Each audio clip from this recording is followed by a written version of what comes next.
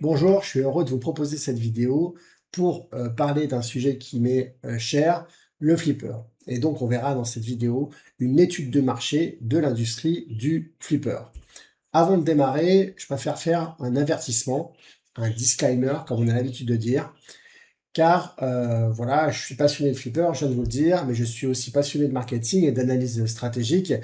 Et en parcourant régulièrement les groupes et les discussions entre passionnés, eh bien, je me suis rendu compte que certains débats revenaient souvent et avec des positions qui sont le plus souvent également assez tranchées, dans le sens JJP fait des machines exceptionnelles ou encore Stern fait n'importe quoi, etc., etc. Et comme beaucoup, je me suis parfois moi-même laissé embarquer dans ces raisonnements qui semblent assez binaires.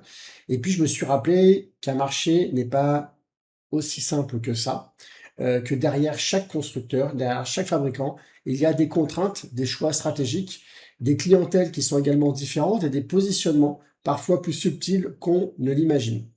J'ai donc décidé, à partir de cela, de réaliser cette étude de marché afin d'essayer de mieux comprendre les logiques de chaque marque et d'apporter un peu plus de profondeur à notre perception du secteur du flipper.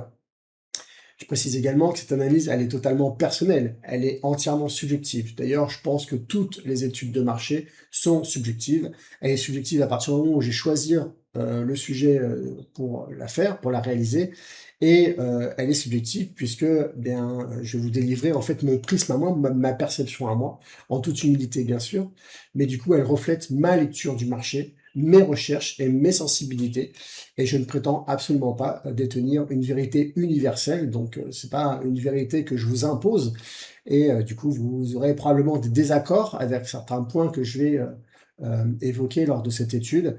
Eh bien écoutez, ce sera le sujet justement d'en parler, du coup très heureux de lire vos commentaires et vos différentes suggestions ou justement vos remarques à vous avec votre propre aussi filtre de perception. Voilà, l'objectif de cette vidéo, ce n'est pas du coup d'imposer une vision qui serait la mienne et qui serait l'absolue vérité, mais c'est plutôt d'ouvrir la discussion et d'enrichir les échanges entre passionnés. Bonne vidéo à tous. On va voir pas mal de choses durant cette vidéo. Vous allez voir, on va faire un large tour d'horizon et puis au milieu, bah, j'en profiterai également pour évoquer quelques notions de marketing pour mieux comprendre en fait le sujet qui nous intéresse. La première partie qu'on va traiter, c'est la segmentation de marché. La segmentation de marché, en fait, elle se découpe en deux segmentations. Une segmentation comportementale, où là, on va analyser, en fait, quelles sont les motivations des joueurs, en fait, là, en l'occurrence, puisqu'on est sur le marché du flipper, et on verra dans un second temps la segmentation technique. La segmentation comportementale, j'ai identifié différents segments. Pour moi, le premier segment, c'est le segment des joueurs qui sont nostalgiques. Ils sont nostalgiques du jeu de leur jeunesse, c'est-à-dire souvent un flipper, et c'est le retour dans l'ambiance de l'époque et le côté rétro vintage qui fait l'attrait du jeu pour ces clients-là. C'est un petit peu la Madeleine de Proust de ces passionnés. Donc ça, pour moi, c'est un segment comportemental, le segment des joueurs nostalgiques. Ensuite, il y a les joueurs passion. Ça, ce sont, on va dire, le plus gros de la communauté. Ils ont entre 45 et 60 ans. Ils ont découvert le jeu pendant l'âge d'or du flipper. C'est la qualité du jeu et le gameplay qui va vraiment intéresser cette typologie de joueurs et de clients. Ce sont ceux qui génèrent le plus de parties sur les flippers et qui, avec des parties aussi qui durent le plus longtemps et qui suivent de plus près l'actualité du flipper. Il peut aussi y avoir quelques flippers qui font tourner à l'achat ou à la revente et également à l'échange. Clairement, je fais moi-même partie de cette segmentation comportementale du joueur passion. Ensuite, on a l'exploitant. L'exploitant, c'est une typologie de client à part entière. Lui, son focus, il est apporté sur la rentabilité de la machine, c'est-à-dire le coût d'acquisition par rapport aux frais de maintenance et la robustesse, et aussi par rapport aux recettes générées. Donc le flipper, pour ce type de client, doit répondre à un besoin du grand public, puisque plus ça va plaire au grand public qui va y jouer dans les salles de jeu ou les cinémas, bref, là où sont positionnés les flippers, et plus, eh bien, ça va permettre de régénérer des recettes. Donc, là, l'objectif, c'est vraiment de plaire au grand public, c'est-à-dire des joueurs qui sont occasionnels et qui cherchent du fun sur un court laps de temps pour une dépense limitée. Et on voit bien là, en fait, que derrière le besoin de l'exploitant, il y a le besoin du consommateur final, qui est le grand public, qui va être très différent du besoin d'un joueur passion. À côté de ça, il y a aussi les collectionneurs de flippers. Donc eux, c'est la rareté, la qualité du flipper qui va être recherchée, et aussi l'accumulation pour avoir cette notion de, effectivement, de collection, avec le grand soin apporté à l'état du flipper. Donc c'est souvent des gens qui vont moins jouer au flipper que des joueurs passion, mais qui vont aimer en fait les collectionner et avoir voilà, le flipper qui est rare. Donc, ils jouent rarement sur les machines, je viens de le dire. Ils aiment multiplier les acquisitions et connaissent l'histoire de chaque flipper. Ils sont concentrés aussi pas mal sur le marché de l'occasion, notamment pour ceux qui peuvent avoir ce côté un peu nostalgique.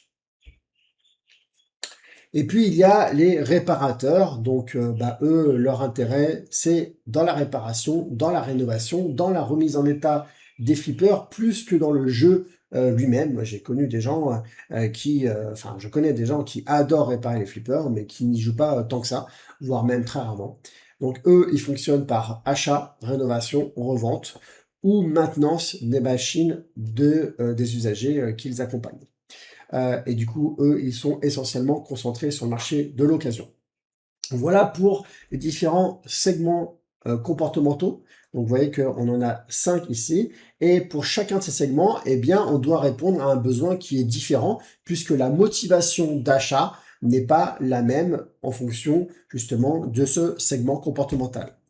Face à cela, il y a une segmentation technique, c'est-à-dire qu'est-ce qui techniquement va permettre de répondre à un besoin. Donc, le premier besoin, c'est le flipper en lui-même, bien sûr, c'est-à-dire dans son ensemble, un flipper fonctionnel et décoratif. Derrière ça aussi, il va y avoir le gameplay. Le gameplay qui va être évolué avec des ball saves, des multi-balls, multiplicité des missions, des wizard modes, de la gamification. Bref, l'idée, ça va être d'être attaché à la qualité du playfield aussi, le World Under the Glass, et de rechercher l'expérience de jeu avec une satisfaction des tirs, de l'émotion et de l'immersion. Vraiment, ça va être un besoin technique auquel il va falloir répondre pour certains segments de marché, donc cette notion de gameplay. Il va y avoir une autre notion dans la segmentation technique, ça va être l'attractivité. Ça va être l'esthétique de la caisse. Est-ce que la caisse appelle à jouer ou pas? Quand je parle d'esthétique de la caisse et du fait que la caisse, elle doit appeler, eh bien forcément, quand vous allez avoir un flipper qui va être lié à un film d'horreur, eh bien, ça va pas être la même attractivité qu'un flipper type Pokémon qui va être beaucoup plus familial. Donc, il va aussi y avoir cette notion-là dans la notion d'attractivité. On va également regarder les jeux de lumière, l'animation à l'écran, l'attract mode. Voilà, tout ça, ce sont des fonctionnalités dans le flipper qui sont liées à son attractivité, c'est-à-dire est-ce qu'elle appelle le joueur. Il va y avoir la notion de licence, donc avec la valorisation de la licence, les assets, les goodies, les toys, le respect et l'intégration de la licence dans le flipper. Il va y avoir également le côté collector. Est-ce que c'est un objet de collection, une rareté? L'aspect originel, le côté édition limitée, certificat, maintien de sa valeur dans le temps, le nombre de parties qui va être assez réduit. Voilà, ça va être des notions qui vont être liées à l'aspect collector. Il va y avoir aussi une notion d'accessibilité. L'accessibilité, ça va être la simplicité du jeu, ça va être le prix. Est-ce que c'est accessible aussi en termes de prix? Est-ce que l'usage est simplifié? Il est vraiment mis à la portée de tout le monde ou est-ce qu'il faut vraiment être un expert pour pouvoir jouer au flipper? Donc c'est ça derrière la notion d'accessibilité. Il va y avoir aussi la notion de maintenance. Est-ce que c'est facile à maintenir dans le temps? Est-ce que c'est coûteux de le maintenir dans le temps? La disponibilité des pièces. Voilà, toute cette dimension-là va être prise dans la segmentation technique de la maintenance. Et puis, il y a l'aspect aussi, est-ce que c'est monétisable? Est-ce qu'il y a un monnayeur qui est intégré ou en tout cas un système qui va permettre notamment à l'exploitant de se rémunérer? Donc, vous voyez que là, on a balayé toutes les segmentations techniques qui sont liées au flipper. Maintenant, la segmentation de marché, elle vient au croisement de ces deux segments. Donc, vous voyez que ici, sur le côté, on a les segmentations comportementales qu'on a étudiées tout à l'heure. Et maintenant, ici en colonne, on a les segmentations techniques. Et donc, du coup, au croisement de ces deux segmentations, on a la segmentation de marché. Et on peut voir déjà un premier segment ici, qui est le segment des flippers rétro, les dots, plutôt du coup tous les flippers d'occasion. Donc là, ce qui va intéresser les nostalgiques, c'est effectivement la partie nostalgique, très peu le gameplay, puisqu'on peut aller aussi sur des flippers qui sont plus anciens, où le gameplay il est moins évolué, mais on l'a dit tout à l'heure, ce qui va intéresser les gens, c'est vraiment le côté Madeleine de Proust et le côté vintage du jeu. Voilà, ça c'est un premier segment de marché. Alors maintenant, pour les passionnés, qu'est-ce qui va les intéresser en termes de segmentation technique? Eh bien, effectivement, un peu le côté nostalgie, beaucoup le côté gameplay. C'est vraiment eux qui vont exploiter au mieux cette fonctionnalité du gameplay avec la profondeur du gameplay. Bien sûr, la licence qui va faire l'intérêt du flipper. Et puis derrière, en fonction du modèle qui va être choisi, de plus en plus d'attractivité. Si on prend un modèle premium ou si on prend un modèle LE, on va aller rechercher plus d'attractivité. Voilà. Maintenant, l'exploitant de son côté, lui, ce qui va l'intéresser, eh bien, le gameplay, non, puisque lui n'y joue pas, et même le grand public n'a pas besoin d'un gameplay avec une grande profondeur.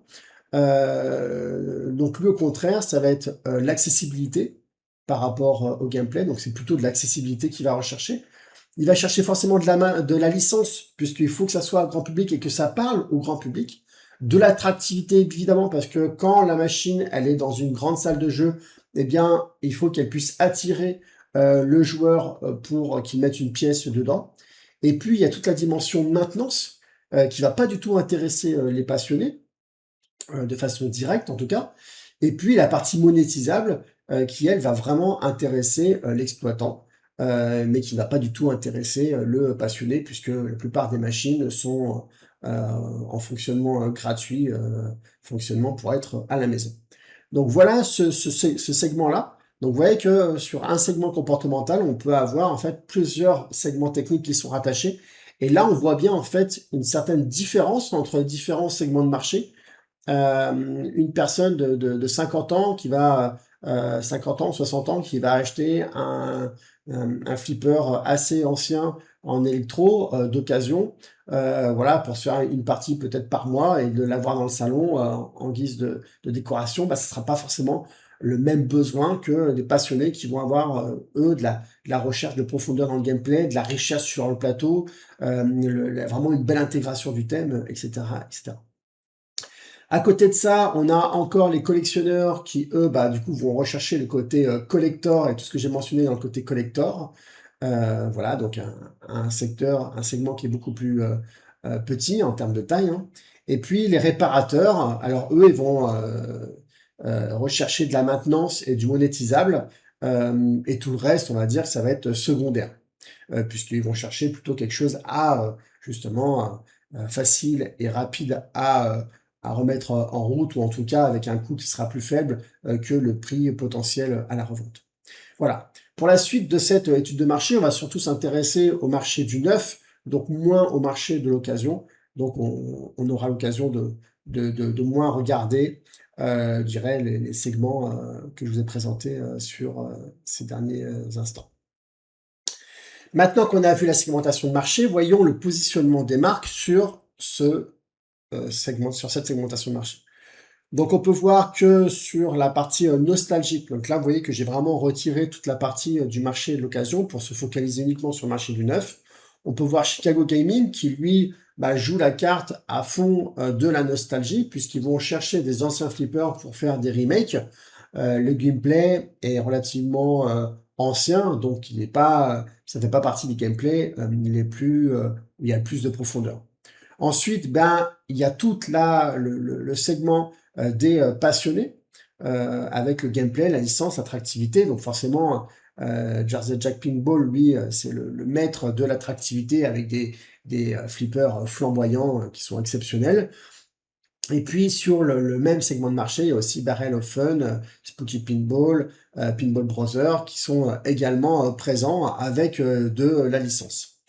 Et puis il y a Stern, lui, qui est fortement présent sur le troisième segment des exploitants du grand public et qui va également taper du côté des passionnés parce que bah, tous les passionnés connaissent Stern, aiment aussi les jeux Stern pour leur rapidité, leur flow et le côté aussi accessibilité. Voilà, mais il y a moins de profondeur de jeu qu'on pourrait l'avoir que sur un Jersey Jack Pinball par exemple, où voilà, parfois on peut reprocher d'avoir un petit peu moins de matière sur le plateau. Mais en tout cas, Stern, par cette grande présence, peut toucher tous les marchés. On verra également après que c'est un peu plus subtil que ça. Maintenant qu'on a vu ça, voyons la troisième partie qui est la taille des segments du marché. Alors, par rapport à ça, j'ai été rechercher globalement les ventes qu'on pouvait retrouver, ou en tout cas qu'on pouvait déterminer plus ou moins. Donc c'est plutôt une échelle de grandeur, ce n'est pas des chiffres ultra précis. Et ensuite, eh bien, j'ai apposé moi-même des filtres, on va dire, de difficulté, d'accessibilité à ces marchés, que ce soit des difficultés, on va dire, techniques. Donc plus c'est technique et plus ça va être en haut, en fait, la bulle va être en haut, et plus c'est donc sur la partie technique, hein, donc la partie vraiment des éléments techniques que je vous ai présentés tout à l'heure. Maintenant, sur la partie des difficultés commerciales, c'est-à-dire est-ce que le marché est accessible ou pas, eh bien la difficulté technique, elle est plutôt, du coup, si c'est à droite, c'est plutôt à droite, et si c'est plutôt à gauche, eh bien c'est plutôt facile d'accès. Donc, clairement, ici, on peut voir qu'il y a un tout petit rond tout en bas à gauche. Bah, ce sont les petits flippers pour lesquels il n'y a pas de licence, donc il n'y a pas de difficulté commerciale dans le sens où, bah voilà, on sort un flipper et puis on voit ce que ça donne. Mais s'il n'y a pas de difficulté commerciale, est-ce qu'il y a un enjeu? Bah non, pas vraiment, puisqu'on voit que la taille du rond est très petite. Les remakes, bah, c'est pareil en fait, très peu de difficultés, puisque bah, il suffit de reproduire quelque chose qui a déjà produit, donc il n'y a pas de créativité, il n'y a pas d'innovation à apporter. Et donc il n'y a pas le côté casse-gueule aussi de se tromper si on fait une machine nouvelle qui ne fonctionne pas. Là, on va s'appuyer sur des machines qui ont déjà marché, mais en même temps, on voit que le marché est également très réduit. Et d'ailleurs, là, j'ai mis un S avec un point d'interrogation. On aura l'occasion d'y revenir, mais la question, c'est vraiment de savoir est-ce qu'il y a vraiment un marché aujourd'hui des flippers sans licence? Ensuite, on peut voir que voilà, il y a un marché pour le pro, un marché pour le premium et un marché pour le LE, avec un niveau de difficulté, de complexité technique de plus en plus élevé. Et on voit que sur la partie exploitation pro et plus premium, du coup, on est plus loin là en termes de difficulté commerciale. Pourquoi? Parce qu'en fait, il y a toute la dimension du réseau de distribution à gérer et qui est pas aussi facile que de poster simplement un post sur les réseaux sociaux en disant regardez, on a sorti un nouveau flipper, euh, allez voir votre distributeur pour l'acheter ou contactez-nous pour l'acheter, ou ça peut paraître plus simple en fait de commercialiser. Là, il y a quand même une problématique avec, je dirais, une spécificité liée aux exploitants qu'il faut gérer. Du coup, il y a un réseau d'exploitants qu'il faut entretenir. Donc, c'est cette difficulté commerciale-là que j'ai voulu noter ici. Voilà, et du coup, j'ai quantifié chaque marché avec une taille. Donc voilà, donc ça, bien sûr, on peut le remettre en cause, mais globalement, c'est les évaluations que j'ai faites par rapport au volume multiplié par le prix des machines pour arriver à une certaine taille de chiffre d'affaires. Voilà. Donc on peut voir que le gros du marché se concentre ici, mais bon, voilà, chaque marché a du coup sa taille. Donc ici, bah, clairement, le segment 2, c'est le segment de prédilection de JJP. Le segment du pro et de l'exploitation, c'est le quasi-monopole de CERN grâce à sa standardisation et à sa forte capacité de production. Il y a ça aussi dans les enjeux de la difficulté commerciale, c'est être en capacité de produire suffisamment de volume pour alimenter la clientèle et fournir rapidement. Ici en bas, c'est des segments qui sont très accessibles, mais qui aussi sont très étroits. Donc il est très difficile également de survivre. Et ici, en fait, ce qu'on peut noter sur le segment 2 du premium, c'est que vraiment c'est un segment qui est accessible aux nouveaux entrants par ses marges et la place laissée par Stern. Puisque comme Stern est en fait fortement positionné sur des exploitants et du coup a une nécessité en fait de standardisation de ces machines. Et comme c'est destiné à de l'exploitation, eh bien, on peut pas aller aussi loin qu'on voudrait dans les innovations. Je me rappelle notamment du Jaws des Dents de la Mer, où on avait reproché à Stern de pas avoir le requin qui vient manger la bille. Bon, bah voilà, ils avaient dit que ça pouvait être compliqué en exploitation pour générer de la maintenance, et forcément, on veut limiter au maximum la maintenance. Et donc, parfois, les choix qui sont faits par Stern sont faits par rapport au marché de l'exploitation, parce que eux, c'est vraiment leur cœur de métier. On verra plus tard un petit peu pourquoi. Et du coup, ça peut être reproché par des joueurs qui, eux, sont passionnés, qui vont chercher au contraire du fun et de la créativité sur le plateau. Et du coup, c'est pour moi, selon moi, c'est là où en fait il y a le plus de place pour des nouveaux rentrants.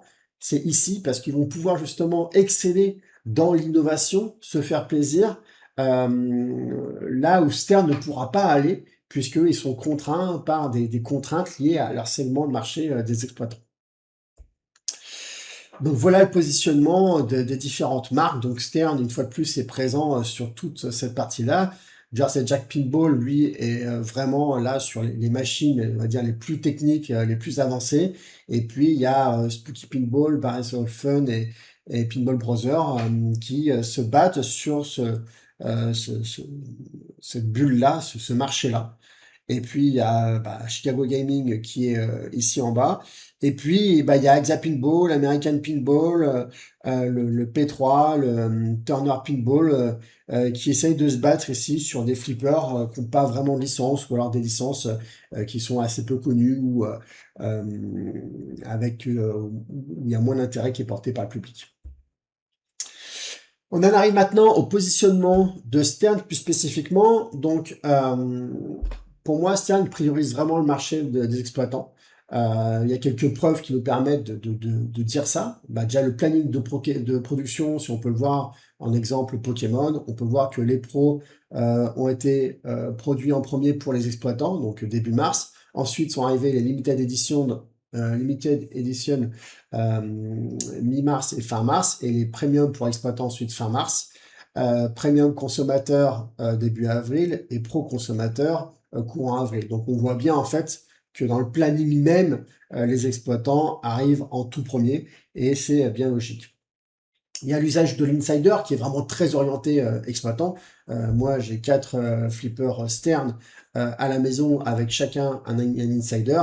Je vois bien que mon intérêt personnel est beaucoup plus light par rapport à l'intérêt d'un exploitant qui peut par exemple faire la maintenance à distance, avoir cette notion de mise à jour qui se fait automatique.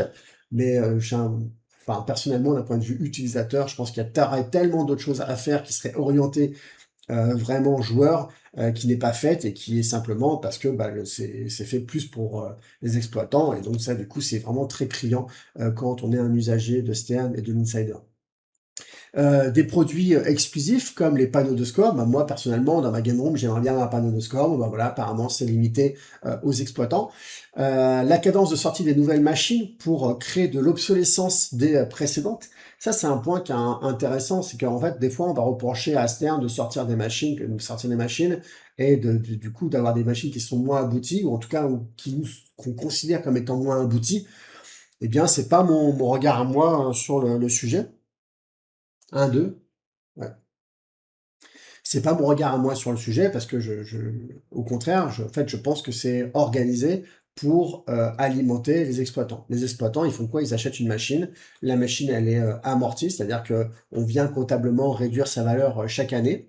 Et puis après, au bout d'un moment, une fois qu'elle a été suffisamment exploitée, elle est mise en vente, et la plupart du temps avec très peu en fait de baisse de valeur, ou alors une baisse de valeur qui est assez faible par rapport à tout ce qui a été généré comme recette durant l'exploitation. Donc en fait, un exploitant, lui, il va être plutôt gagnant à chaque achat de machine, et donc quand il voit une nouvelle machine sortir, eh bien il se dit, bah voilà, c'est l'occasion de sortir une machine de mon parc et de la revendre d'occasion, et de rentrer une nouvelle machine toute neuve qui va me coûter moins en maintenance, et qui va permettre également de créer de l'attractivité auprès du grand public, et du coup aussi de continuer à toujours générer plus de recettes Parce que le grand public, quand il va arriver dans une salle de jeu, ben, du coup, lui, ça va plutôt le saouler de jouer toujours à la même machine. Et du coup, s'il voit qu'il y a une nouvelle machine, bien, du coup, il aura intérêt à aller y jouer. Et donc, vous voyez que le besoin, il est vraiment pas le même. Et quand Stern, du coup, sort constamment comme ça de nouvelles machines, eh bien, en fait, il répond aux besoins des exploitants d'avoir un besoin de renouveler également son parc. Et en plus, bah, ça leur génère du chiffre d'affaires récurrent et donc, c'est aussi ce qui leur permet d'alimenter leur business model. Et donc, les retards sur le code qu'on leur reproche n'impactent pas les ventes. Ça n'impacte pas les ventes parce que pour le grand public qui arrive sur une machine, il va faire une partie qui va durer 5 minutes, peut-être 2-3, mais il va pas aller dans la profondeur du jeu comme cherchent à le faire les passionnés. Et donc, je trouve qu'il y a ce débat qui revient souvent et que moi-même, auquel moi-même enfin, je crois, hein, je dis c'est quand même une aberration de pas être capable de sortir un flipper en V1, mais ça se comprend relativement facilement quand on a cette lecture en fait du marché et qu'on voit que la priorité, le segment de marché prioritaire pour Stern, c'est les exploitants. Et pour moi, le marché des passionnés, c'est un marché qui est secondaire pour Stern. Il peut y avoir, on va dire, un accident positif, j'aurai l'occasion d'en reparler, mais c'est pas ce qu'ils vont cibler. Eux, ce qu'ils ciblent, c'est vraiment l'exploitant. L'intérêt, bah, c'est qu'ils ont un avantage concurrentiel là-dessus par rapport à la maintenance, le fait qu'ils ont une capacité de production qui est énorme, beaucoup plus importante que les autres, qu'ils ont déjà en fait un client, un réseau de clients et un réseau de clients qui a l'habitude de faire la maintenance sur ces machines-là avec des machines qui sont super standardisées. Et quand vous regardez la machine en elle-même, une machine Stern ou moi par exemple à la maison j'ai deux Pinball Brothers, je sais pas encore de JJP, mais ça ne saurait tarder. Eh bien, j'ai aussi un Spooky, j'ai le Scooby-Doo. Je vois bien la différence en fait dans la production. On voit que clairement Stern, ce sont des machines qui sont standardisées, qui sont robustes. Les autres, elles sont plus faites pour faire du fun et elles peuvent aussi paraître moins robustes avec parfois des plastiques enfin bref, plus fragiles en tout cas globalement, aussi plus lourdes, plus fournies, avec plus de passion dedans parce que justement, c'est un petit peu, ça s'oppose, quoi. Eh bien, c'est aussi je dirais la nature de Stern de proposer quelque chose de standardisé et de robuste qui va permettre une maintenance facile. Moi, quand je fais venir mon réparateur, bah, il se fait plaisir sur les sternes parce que bah, il me dit sterne c'est facile à réparer. Il me dit mais arrête d'acheter tous ces autres trucs là. Alors que moi, mon kiff à moi, c'est justement d'aller sur des flippers passion avec de la profondeur dans le gameplay et forcément plus de failles dans les machines qui sont plus travaillées. Voilà, et du coup, simplicité également du coup des machines. La licence a plus d'importance que l'innovation dans le gameplay, plus d'importance également que les toys, plus d'importance que le niveau d'immersion. On le voit très bien dans les flippers, ils ont des super licences comme Pokémon, Star Wars, mais si vous remontez plus loin, vous avez des Game of Thrones, il y a vraiment des belles licences chez Stern, mais c'est vrai qu'on peut avoir cette frustration qu'elle soit sous-exploitée quand nous, on a un besoin de joueurs et qu'on a un besoin de gameplay, d'avoir de la vie sous le plateau. Eh bien non, lui, Stern, quand il y a une machine Stern dans une salle de jeu et que le grand public peut pas comparer Stern aux autres flippers, puisqu'il y a que du Stern, eh bien en fait, lui, il voit une machine, il est déjà super content de la machine qu'il voit. Et la machine, elle est accessible et l'aspect attractif visuel lui suffit et il n'a pas ce comparatif avec avec un Harry Potter ou avec un Avatar à côté. Voilà. Alors, quid du marché des fans de flipper? Bah, pour eux, c'est ce que j'ai dit tout à l'heure, c'est un marché qui est secondaire, car fortement aussi concurrencé par le marché de l'occasion, il faut le reconnaître. C'est un marché qui vient en bonus pour eux, mais qui ne drive pas les décisions. C'est ça qu'il faut comprendre. Stern ne se refuse pas de vendre aux passionnés, mais c'est pas ça qui va conditionner leur business. Et c'est pour ça, en fait, aussi qu'ils ont autant de mal à se remettre en question, parce qu'en fait, leur business fonctionne comme ça aujourd'hui avec les exploitants. Et donc, c'est pour eux la multiplication des références qui va favoriser l'accident positif. Les accidents positifs, je vais penser à Godzilla, à Kong qui a très bien fonctionné, à Pokémon qui est en train de cartonner. Et en fait, c'est par débordement, par intérêt que ça va fonctionner. Donc, si vous voulez, la logique de l'accident positif, c'est de multiplier les productions de machines. Et même si au milieu, il y a quelques machines qui font pas beaucoup de volume, bah, peu importe, parce qu'au bout d'un moment, eh bien, il y aura l'accident positif qui va se passer et qui va générer en fait un surplus de rentabilité par rapport à des volumes de vente qui vont être exceptionnels. Et c'est ça que Stern va chercher en fait. Donc eux, ils font tourner la machine, ils la font ronronner euh, parce que bah il y a toujours des nouvelles machines qui sortent et du coup ça alimente ce fameux marché des exploitants. Et si un jour bah, du coup il y a un débordement sur une machine parce qu'elle a un attrait plus fort que les autres, eh bien ils en seront contents et ça va générer plus de bénéfices, mais ça ne remettra pas en cause si ça ne se produit pas, ça ne remettra pas en cause la rentabilité et la pérennité de Stern. Maintenant, voyons l'existence réelle de certains segments et posons-nous la question de justement l'existence réelle de certains segments. Il y a un segment qui est attaqué par pas mal de marchés, qui est celui du gameplay pur, c'est-à-dire que on va aller chercher les joueurs et on va faire abstraction de la licence ou de l'intérêt de la licence. Donc c'est le cas de P3, de Turner Pinball, d'Exa Pinball, désolé pour nos amis français, en tout cas c'est ma perception, American Pinball, voilà, American Pinball qui a fait faillite, qui a été racheté depuis. Voilà, moi je me pose la question, et ma conviction à moi, je vous la livre, puisque je vous ai dit en démarrage de cette vidéo que c'était purement subjectif tout ça, c'est qu'il n'y a pas de marché en fait. C'est un segment qui est extrêmement restreint, il n'y a pas vraiment de segment de marché, il n'y a pas vraiment de marché. Donc si ça fait vivre des passionnés, c'est très bien, mais on peut pas parler en fait d'entreprise à part entière. On peut pas dire que ça va être des entreprises qui vont se développer fortement. Je pense que derrière ces entreprises-là, si elles perdurent, c'est parce qu'il y a juste quelques passionnés qui sont voilà, qui si ça leur permet juste de vivre, c'est très bien. Et quand on voit le prix des machines, eh bien ça peut permettre juste de vivre et c'est très bien. Et moi je suis content parce que ça peut permettre aussi de faire vivre cette passion autour du flipper, mais je ne crois pas réellement qu'il y ait un marché en tant que tel, quoi. Voilà. Par exemple, le dernier en date, c'est le fameux Yeti, donc je ne sais plus comment il s'appelle, voilà, c'est de Turner Pinball. Donc c'est sûr qu'il y a des très bons avis, donc le Yukon Yeti, c'est écrit là. Il y a des très bons avis sur cette machine-là. La précédente machine aussi, ils avaient fait une machine, je crois, sur la Ninja, où il y avait aussi des très très bons retours. On voit qu'il y a une magnifique ambiance sur le flipper, donc on voit que vraiment ceux qui ont fait ça, ils se sont fait plaisir. Mais prendre plaisir sur un salon à découvrir un nouveau jeu, c'est une chose. Faire des retours ultra positifs, et moi je pense que si j'avais joué à cette machine-là, j'aurais été surexcité, je l'aurais trouvé magnifique.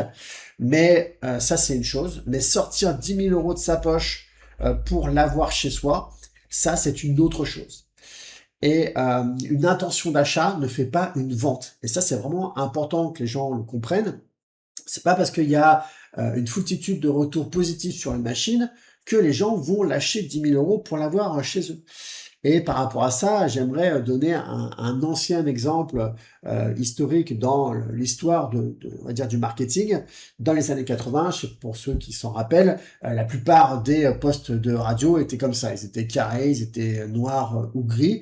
Et puis Philips se dit, voilà, il en a un peu marre de faire des postes de radio toujours noirs ou gris. Donc ils vont tester une innovation, ils vont tester de sortir euh, des autoradios comme ça de couleur. Et donc, avant de les sortir, ils font venir un panel dans l'entreprise, ils leur montrent les nouvelles machines, donc innovantes, avec du coup des nouvelles couleurs, enfin de la couleur en tout cas, et quelque chose de plus attrayant, et de plus fun, de plus sympa. Et tout le panel s'émerveille en disant ah voilà enfin de la couleur ça fait du bien ça fait du nouveau oui c'est très joli c'est magnifique j'achèterai avec plaisir donc ils sont très contents ils font le panel et puis quand les gens repartent sur la porte de sortie ou l'allée de sortie eh bien ils ont prévu en fait des cadeaux et donc ils ont mis sur un côté sur le côté droit on va dire les nouveaux postes tout coloré, voilà, en carton tout neuf. Et puis sur la gauche, bah, les postes actuels qui étaient actuellement en vente, qui étaient plutôt noirs ou gris, enfin bref, les Philips de l'époque. Eh bien, tous les gens qui avaient dit pendant le panel qu'ils adoraient la couleur sont tous repartis avec une machine grise ou noire et carrée, et donc à l'opposé en fait de ce qu'ils avaient exprimé durant le panel. Pourquoi? Bah parce que dire en fait une intention, en fait c'est voilà, c'est juste s'exprimer, il n'y a pas d'enjeu. Alors que derrière, quand on passe à l'action, là en l'occurrence, en plus c'était juste un cadeau, eh bien il y a un enjeu, c'est que derrière, quand ils vont aller à la plage, est-ce qu'ils vont assumer d'avoir un appareil qui va être différent des autres, qui va être tout coloré et tout, ou qui va peut-être faire un peu plus enfantin que un poste que tout le monde a l'habitude de voir et que là ils vont trouver voilà qu'il est magnifique parce qu'il est tout neuf et tout nouveau. Et c'est ça en fait la réalité des choses. Alors pour la suite de l'histoire, Philips a quand même lancé ces postes-là, notamment pour Noël, et ça avait cartonné. Et d'ailleurs, moi, je me rappelle en avoir eu un avec mon frère. Moi, j'avais le jaune, lui, il avait le rouge. Donc, vous voyez que malgré ce que les gens font, il peut y avoir quand même derrière un marché. Mais cette anecdote, quand même, pour se rappeler qu'une intention d'achat ne fait pas un achat. Derrière, c'est pour ça qu'une précommande, c'est un achat. Mais juste de dire, faire un sondage, si je sors ce flipper-là, est-ce que vous l'achèterez, oui ou non, ça n'a absolument aucune valeur. Nouvelle partie, les nouveaux segments. Alors, derrière cette segmentation technique et comportementale, on peut peut-être identifier de nouveaux segments. Et moi, il y a un segment que j'avais identifié. Alors, c'est marrant parce qu'il y a Wonderland qui est sorti quasiment en même temps. C'est le segment qui va réunir la licence et l'attractivité. On va pas avoir besoin forcément de gameplay, on va pas et puis ouais, peut-être de l'accessibilité. J'aurais pu rajouter l'accessibilité ici, ce troisième segment technique. Et le segment 4, donc, qui a été, moi pour moi, qui est ciblé par Wonderland avec son nouveau flipper à taille 80%, c'est ce marché-là, le segment pour moi du flipper jouet. Et pour moi, Wonderland a vraiment réussi là où Stern a échoué avec le Home Edition. Euh, voilà. Autre nouveau marché, le marché des marques. Alors c'est marrant parce que Stern avait essayé de faire ça avec Supreme. Je sais pas si vous avez vu passer ce flipper-là, mais je trouve que c'est une aberration pour Stern de se lancer là-dedans, dans un flipper unique pour une marque. Mais ça montre aussi à quel point Stern fait beaucoup de tests, se cherche quand même beaucoup, je trouve. Et je pense que tout ce que je suis en train de vous exprimer là, je suis même pas sûr que Stern en soit conscient. Je pense qu'ils font des choses de manière un peu mécanique, qui fonctionnent et qui marchent. Et je pense qu'ils testent plein de choses parce que je pense ils sont un peu paumés sur la partie marketing. Et en tout cas, je pense qu'ils n'ont pas cette clarté euh, sur les segments de marché tels qu'ils existent aujourd'hui et comment ils peuvent se positionner par rapport à ça. D'ailleurs, je finirai par une section, un chapitre, qu'est-ce que je ferais moi en tant que responsable marketing chez Stern. Voilà. Et en tout cas, il y a potentiellement un marché, ou pourquoi pas, en tout cas, c'est une question que je pose sur les marques, puisqu'on a vu que Exapinball avait sorti son flipper pour Twingo et pour Louis Vuitton. Donc, il y a une question, en tout cas, ça va se poser, est-ce qu'il y a un marché autour de ça? Ensuite, on en arrive maintenant à la dynamique d'animation des fabricants. Alors, pour la dynamique d'animation, j'aime bien utiliser la matrice d'Ansoff, qui va nous permettre, en fait, en tant qu'entreprise, de chercher à innover. Donc là, en fait, on va avoir une matrice à deux axes. Client existant, nouveau client. Et sur la partie verticale, produit existant, nouveau produit. Donc bien sûr, ici, ça va être notre cœur de business. Et quand on va vouloir innover, on va se dire, bah tiens, par rapport à ce qu'on propose aujourd'hui, par rapport à notre produit existant, est-ce qu'on pourrait le proposer à d'autres typologies de clients? Et à l'inverse, aux clients qu'on a déjà aujourd'hui, est-ce qu'on pourrait imaginer leur proposer d'autres produits? Et donc, cette matrice-là permet en fait un petit peu de brainstormer autour de produits d'innovation. Alors, un produit existant par rapport à des clients existants, c'est ce que fait chez Chicago Gaming en proposant des remakes. Donc, ils vont chercher des clients qui sont déjà là, avec des produits qui sont déjà existants, qu'ils vont refaire. Donc, pour eux, il y a zéro innovation. Tout ce qui va être Pinball Brothers, American Pinball, Ball Fun, Spooky Pinball, Turner Pinball, Jersey Jack Pinball, bref, tous les fabricants de flippers, Stern y compris, mais là j'ai sorti Stern de cette analyse-là puisqu'on fera une matrice Ansoff spécifique à Stern tout à l'heure. Eh bien, on peut voir que eux, ils ont une clientèle actuelle, ou en tout cas une clientèle qui les connaît, et du coup, leur enjeu à eux, c'est de sortir régulièrement des nouvelles machines pour continuer à faire du chiffre d'affaires. Puisque imaginez euh, que JJP se soit arrêté à son tout premier flipper, bon bah au bout d'un moment, il aurait fait le tour du marché, et donc il est obligé de ressortir une nouvelle machine. C'est pour ça qu'ils sortent une machine par an pour en fait entretenir le chiffre d'affaires et générer régulièrement du chiffre d'affaires. Donc ils ont ce besoin-là en fait de sortir des nouveaux produits qu'ils vont adresser toujours aux mêmes clients. P3, ils ont fait un truc un peu un mix, puisqu'en fait, ils ont la base qui reste la même, et du coup, il y a juste le module supplémentaire qu'ils vont proposer. Donc là, je trouve que c'est assez smart, c'est un petit peu un entre-deux. Et du coup, je trouve ça assez innovant comme modèle. Après, est-ce que ça répond à un vrai besoin? Ça, c'est l'avenir qui nous le dira. En tout cas, moi, je pense que si P3 veut s'imposer, ils le pourront, si ils s'appuient vraiment sur des licences qui sont solides et qui utilisent au maximum, en fait, la spécificité avec leur écran. J'ai eu l'occasion de jouer sur le Portal. Voilà, j'ai trouvé ça intéressant, smart. Après, j'avoue que j'avais été plus attiré en le voyant sur Internet qu'en y jouant personnellement. Mais voilà, mais bon, j'ai joué qu'à un seul, donc à voir ce que ça peut devenir par la suite. Produire, utiliser le même produit pour le vendre à d'autres clients, bah, c'est ce qu'a fait Exapit Ball, puisque en fait le Louis Vuitton et le Twingo reposent sur exactement le même plateau que le Hunter. Donc bah, voilà, c'est leur façon à eux d'innover.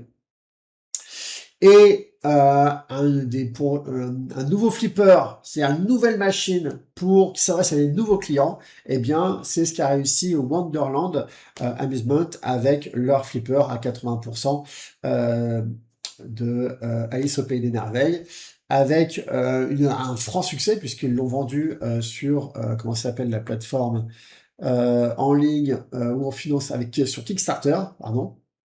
Et derrière, il y a Walmart qui leur en a commandé 6000 exemplaires.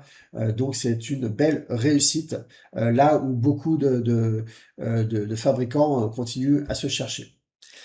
Si on applique la même matrice pour Stern, on se rend compte bah, voilà, que Stern fait également les produits existants pour des clients existants, c'est leur remaster. Ils sortent également des nouvelles machines, donc 4 par an. Donc ça, ce sont des ventes mécaniques qui réalisent. Ils ont également toute une gamme d'accessoires qui vendent sur notamment les toppers, les lanceurs, des choses comme ça, qui proposent sur leur boutique. Donc là, typiquement, c'est pour faire plus de chiffre d'affaires avec les mêmes clients. C'est ce qu'on appelle les upsells en marketing. Pour proposer un même produit à plusieurs clients différents, bien en fait ils ont 3 gammes disponibles, donc la Pro, le Premium et le Limited Edition, ce qui leur permet bah, voilà, de toucher différentes typologies de clients pour un même produit. Et puis en haut à droite, eh bien, ils ont tenté des choses. Ils ont tenté le Home Edition, qui pour moi est un échec. Avant ça, il y avait aussi le Transformer qui était sacrément moche aussi. Et puis échec également sur le Private Label Supreme. Enfin, je vois pas l'intérêt pour Stern d'aller créer une machine juste pour une marque. Autant pour Exapit Ball de faire rentrer du chiffre d'affaires et de faire vivre l'entreprise et de financer les prochains projets, je vois l'intérêt. Autant pour Stern, je n'y vois aucun intérêt. Et donc c'est vrai que c'est là aussi où je trouve que Stern se cherche, puisque ils n'arrivent pas à aller, on va dire, trouver des nouvelles bulles de marché, des nouveaux segments de marché, des nouveaux gisements de marché, pour leur permettre de faire un saut en avant dans leur chiffre d'affaires. On en arrive à cette dernière partie. Si j'étais directeur marketing chez Stern, qu'est-ce que je ferais? Eh bien, je m'appuierais sur cette matrice. Déjà, en fait, je supprimerais les accessoires. Je pense que Stern perd du temps, perd de l'énergie avec ces accessoires, à vendre des accessoires. Et je pense que le chiffre d'affaires est marginal au final. Voilà, donc pour moi, il y a perte d'énergie, perte de focus, donc je ferai du one things, je supprimerai ça. Je supprimerai bien sûr le private label. Le seul accessoire vendu pour moi, ça serait un kit pro avec une porte-monnayeur et un kit qui inclurait également la maintenance à distance. En fait, je vais vous dire mon sentiment, je comprends pas pourquoi tous les fabricants mettent des monnayeurs dans les flippers, alors que 90% de ces flippers, ou 80% de ces flippers, restent à la maison et à jouer en partie gratuite. Je ne vois pas l'intérêt de mettre des monnayeurs. Et à l'inverse, pour, par exemple, augmenter le son, je comprends pas pourquoi il faut ouvrir la porte. Et donc, ce que fait Jersey Jack Pinball, on permet de brancher son casque et de régler le volume en porte de façade. Et bien pour moi, tous les flippers devraient par défaut, ou en tout cas tous les flippers en dehors de Stern devraient avoir, je dirais, une porte qui est orientée utilisateur et non pas orientée exploitant. Et il devrait y avoir un kit pro qu'on achète à 300-400 € où c'est le pro lui-même qui va l'installer. Il va installer du coup son monnayeur et il y aura intégré du coup sa maintenance à distance. En tout cas, toutes les choses qui peuvent être rattachées à l'usage d'un professionnel. Mais je vois pas l'intérêt, sincèrement. Pour moi, c'est la preuve aussi du manque de maturité marketing de certains, enfin des intervenants globalement sur le marché, sur les fabricants du flipper, puisque bah, typiquement, si on regarde ses clients, et je vous l'ai dit tout à l'heure, pour la plupart des fabricants, ils vont s'adresser à des particuliers. Il n'y a aucune raison en fait d'avoir un monnayeur. Et pour moi qui habite à l'île Maurice, je vous explique pas l'enfer que c'est. Alors maintenant, on sait comment le gérer au niveau de l'importation, mais quand à la douane, ils voient arriver un monnayeur, une fois, mon flipper a été resté bloqué pendant 1 mois au ministère de l'économie, donc il fallait que le ministre de l'économie signe un papier pour me dédouaner mon flipper parce qu'il y avait un monnayeur dedans et qui considérait que c'était une machine à jouer à des sous. Donc c'est un truc voilà qui est invraisemblable, mais parce que qui émane d'une incompréhension et d'un décalage entre ce que le client, lui, attend chez lui et ce que le fabricant a en tête quand il produit. En fait, on est resté dans ce qu'on produisait dans les années 80-90, où tous les clients étaient des exploitants, mais maintenant, la majorité des clients ne sont pas des exploitants, sont des gens qui ont des flippers chez eux. Voilà. Et pour Stern, bah, c'est la même chose. Je proposerais en fait un kit qui permettrait à quelqu'un qui a de la maintenance, voilà, enfin, qui a un exploitant qui fait de la maintenance, de prendre le kit tout simplement. Et par rapport au sujet de l'occasion, bah, ça serait un kit qui serait bien sûr compatible. Donc même si vous achetez un flipper d'occasion, un exploitant pourrait aussi acheter un flipper d'occasion pour le mettre en exploitation. Ça poserait absolument pas de problème. En tout cas, voilà, moi c'est ce que je ferais pour gagner en cohérence et aligner la production et le produit avec le besoin du client. Donc je supprimerai les accessoires et le seul accessoire que je garderai, ça serait un kit pro. Je ferai une refonte complète du mix marketing de la partie home edition. Alors, et ça c'est marrant parce que j'avais pensé, enfin j'avais fait cette présentation avant qu'on connaisse le succès du Wonderland. Et pour expliquer ça, j'aimerais expliquer le mix marketing. En fait, il faut comprendre que un produit match avec le marché à partir du moment où il a un bon mix marketing. Le mix marketing, c'est aussi ce qu'on appelle les 4 P, le bon produit, le bon prix, le bon emplacement et la bonne promotion. Et pour vous expliquer ça, j'aimerais vous expliquer encore l'histoire du marketing, qui est l'histoire du parfum que vous devez connaître, Anaïs de Cacharel. Dans les années 70, Cacharel est une marque reconnue dans le prêt-à-porter et souhaite se diversifier, donc elle s'associe avec L'Oréal pour lancer un parfum. Donc l'idée, c'est vraiment de toucher les jeunes filles, alors que le marché du parfum concerne surtout les jeunes, enfin plutôt les femmes matures jusqu'à maintenant. Du coup, ils lancent le parfum Anaïs qu'ils vendent en grande surface à un prix qui est très abordable. Donc, ils font faire le parfum par 4 nez, donc un collectif de 4 nez. Les prix sont très bas, donc voilà, on voit les 4 P là, donc un bon produit, des prix bas pour être très accessible. Et l'emplacement qu'ils choisissent, c'est la grande surface. Et la promotion, bah, c'est de faire des promotions en grande surface, donc c'est-à-dire des promotions avec des prix cassés. Et le résultat de ce lancement-là, c'est que c'est un flop total. Donc le parfum ne plaît pas, ou en tout cas le parfum ne se vend pas en grande surface. Donc là, ils disent, avec tout l'investissement qu'on a fait dans ce parfum-là, notamment le catney, le packaging et tout, on peut pas se permettre de tout arrêter, de tout foirer. Et puis de toute façon, on veut lancer ce parfum-là, on veut que Cacharel se positionne sur le marché du parfum, on veut réussir, donc on va revoir les choses. Ils ont revu le mix marketing. Ils ont décidé de garder du coup le même parfum, ils n'allaient pas refaire un parfum, ils gardent le même parfum. Et, le packaging, ils l'ont rehaussé. Ils ont multiplié, ils ont décidé d'arrêter de le vendre en grande surface et l'ont vendu en grande distribution spécialisée, donc c'est-à-dire uniquement dans les parfumeries. Donc ils ont arrêté le côté prix bas de la grande distribution, ils ont dit non, grande distribution spécialisée, on va le vendre que en parfumerie. Finalement, là où les parfums se vendent.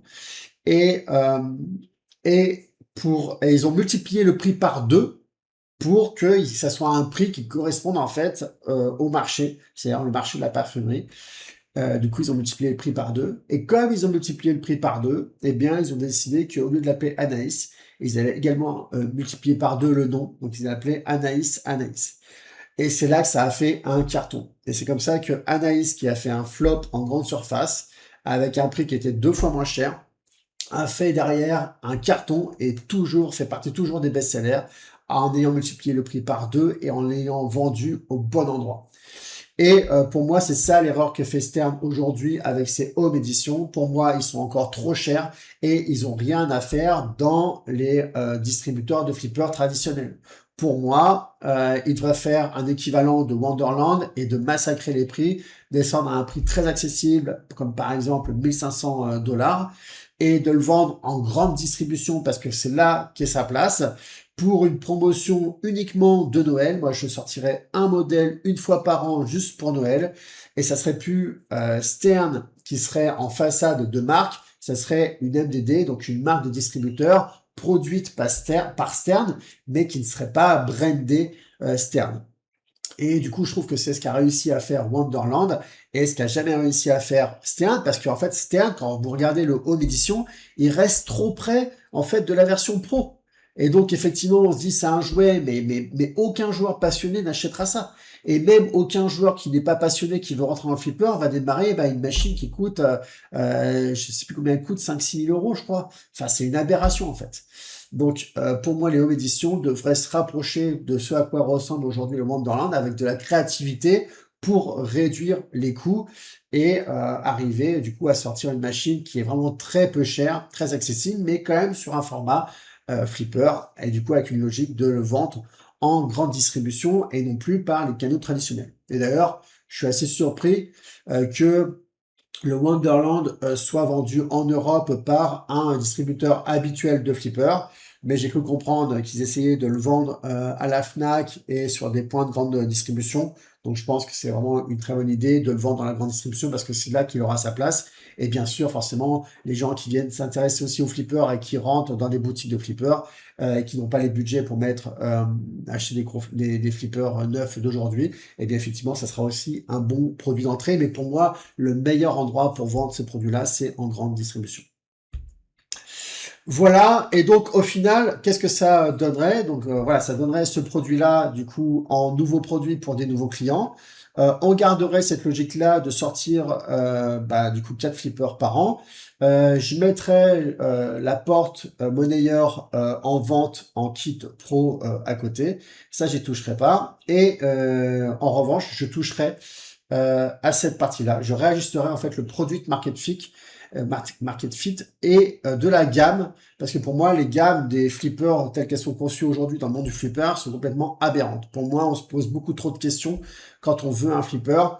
Le principe du choix des 3 prix, c'est justement pour simplifier la vie et ne pas la complexifier. Et aujourd'hui, je trouve que les prix correspondent trop en fait aux produits. C'est-à-dire qu'on va vraiment faire des prix qui vont essayer où l'augmentation du prix en fait va justifier l'augmentation de valeur. Mais c'est pas ça qu'on cherche à faire avec le marketing. Avec le marketing, on cherche à faire à maximiser les ventes. C'est ça qu'on cherche à faire. On cherche pas à aligner le prix du produit par rapport à la valeur perçue. Parce que là, du coup, vous avez trois produits avec trois valeurs différentes, trois valeurs sur le plateau, sous le plateau, enfin sur le plateau, sous la glace, dans la machine, et du coup avec trois prix différents. Mais c'est pas ça qu'on veut. Donc moi, ce que je ferais, c'est que j'augmenterais le prix du pro. Non pas pour l'augmenter, parce que c'est ma religion d'augmenter les prix, mais c'est plus pour le rapprocher du premium. Le premium, je le rabaisserais. Et comme ça, je mettrais simplement 1000 $ d'écart entre la machine pro et la machine premium. L'idée de ça, c'est de maximiser les ventes de premium. Et donc, et je suis sûr que sur la base de la marge marginale, il ferait plus de rentabilité en valeur absolue, ou peut-être moins en valeur relative, mais en valeur absolue, c'est ce qui compte quand même à la fin de l'année, en vendant que du premium, que du premium, que du premium. Et pour moi, le pro, c'est vraiment la personne qui a vraiment, qui est ric-rac et qui a vraiment, voilà. Et même les exploitants devraient se profiler plus sur du premium que sur du pro. Et le limited edition, lui, au contraire, je le montrais. Et là, je l'ai montré à 14 700, mais on pourrait même imaginer le monter à plus. En revanche, il faut bien sûr réajuster le tir. Donc, j'augmenterai le prix pour l'éloigner du premium et en faire en fait un vrai produit de luxe. Mais ce que je ferais, c'est que je ferais une édition vraiment limitée à uniquement 500 exemplaires et pas une de plus. Et quel que soit le flipper, je chercherai pas à faire du chiffre d'affaires là-dessus. Et si vraiment on a une grande différence entre la liste d'attente des gens qui en veulent et les flippers qu'on vend, eh bien, on en vend un peu plus peut-être. On augmente le prix en fait, mais on augmente le prix et on n'augmente pas le nombre d'exemplaires. Moi, je trouve que c'est plus vertueux d'augmenter le prix que d'augmenter le nombre d'exemplaires. Il faut faire des éditions limitées, des vraies éditions limitées. Quand je vois chez JJP que l'édition limitée, elle est vendue à plus de 4000 exemplaires, elle est toujours en production pour le toujours vendre du neuf pour le Guns N' Roses, ça n'a aucun sens. Ça n'a aucun sens. C'est quoi l'image qui est renvoyée? Vous dites au client, ah bah tiens, achetez un limited edition, il y en a plus de 4000 et il est encore en vente en neuf alors qu'il est sorti il y a je sais pas combien d'années. Ça n'a aucun sens.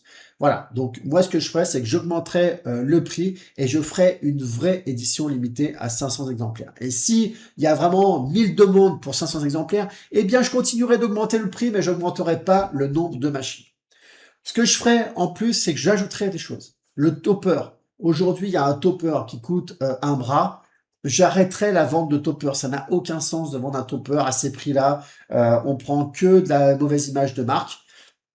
Je ferai que des toppers uniquement pour la version édition limitée. Et donc, le topper serait intégré à la version limitée et serait inaccessible autrement. Voilà, c'est ce que je ferais. Et je ferai un jeu de lumière à la hauteur avec une réelle attention sur les goodies et sur le côté signé, le certificat, voilà. À côté de ça, je proposerai également un abonnement édition limitée VIP à 500 € par an, accessible uniquement aux propriétaires de LE pour accéder en avant-première aux précommandes des LE.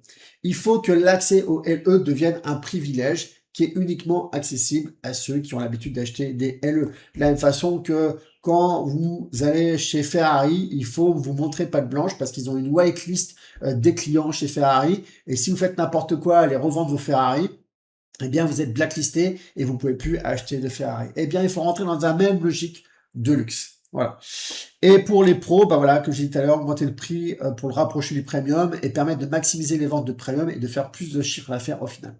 Le choix actuel se fait poser trop de questions. Les trois offres doivent faciliter le choix, pas le compliquer. Et donc, si vous faites ça, si vous augmentez drastiquement le prix du limited edition, mais en même temps en augmentant la valeur par la rareté et par ce topper intégré qui sera lui-même en édition limitée, eh bien, vous êtes beaucoup plus focus et les gens ont une meilleure compréhension. Voilà, si j'ai les thunes, que je veux me faire plaisir, je vais sur limited edition.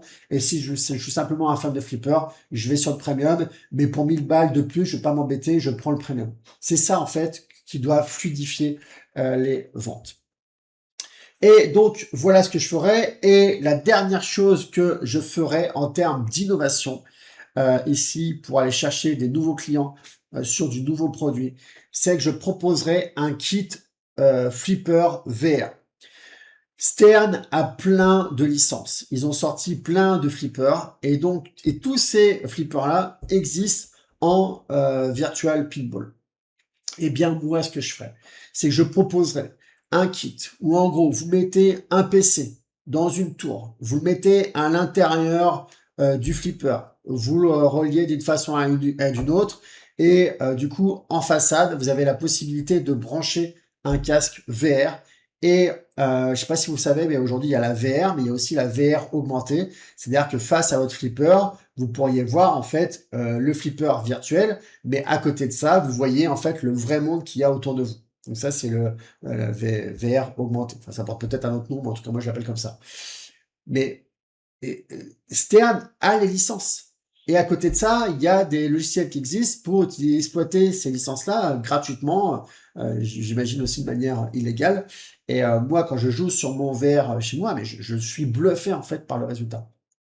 Et donc pour moi, il y aura une vraie innovation à sortir, à dire aux gens, quand vous achetez un flipper Stern, vous avez également la possibilité d'acheter un accès à d'autres jeux en fait en VR. Et vous jouez au flipper face à votre flipper, mais vous êtes en VR. Et il y a aussi un autre intérêt, c'est que quand les gens jouent chez eux, eh bien le fait que ça soit sur le VR, en fait, ça fait beaucoup moins de bruit. Et donc, ça permettrait également de pouvoir avoir un usage chez soi de son flipper, mais de jouer aussi à d'autres flippers. Voilà. Et donc, ce kit-là, ça serait l'ordinateur à acheter, à intégrer à l'intérieur. Et derrière, soit d'acheter chaque flipper, chaque nouveau flipper par licence comme on achète des jeux vidéo, ou alors d'acheter un abonnement annuel qui donne accès à l'intégralité des flippers le temps qu'on est abonné. Voilà ce que je ferais moi pour augmenter la valeur. Je pense qu'il y a plein de choses à faire autour de l'abonnement. Je pense qu'aujourd'hui c'est sous-exploité par Stern. Je pense que l'Insider est sous-exploité, mais parce que je pense qu'ils savent pas quoi en faire et ils sont perdus avec leur segment de marché des exploitants. Mais voilà ce que je ferai. Donc je travaillerai sur un kit VR augmenté pour proposer une offre abonnement sur les flippers Stern en VR. Voilà les amis ce que j'avais à vous partager. Donc j'espère que cette vidéo vous a plu. Donc cette vidéo qui va durer une bonne heure. Par rapport à tout ça, j'aimerais quand même citer mes sources. Je suis beaucoup Guillaume de Paris Pinball Addict. Je suis beaucoup la chaîne Vintage Legend. Merci beaucoup pour le contenu que vous proposez. Je suis également tous les articles de Good Vice Pinball. Je suis également pas mal les forums Flipper, achat, revente, etc. où il y avait 40 000 followers. Et également le forum Flipper Attitude sur Facebook. Donc c'est des groupes sur lesquels je consulte beaucoup d'informations. Donc merci à tous pour votre partage.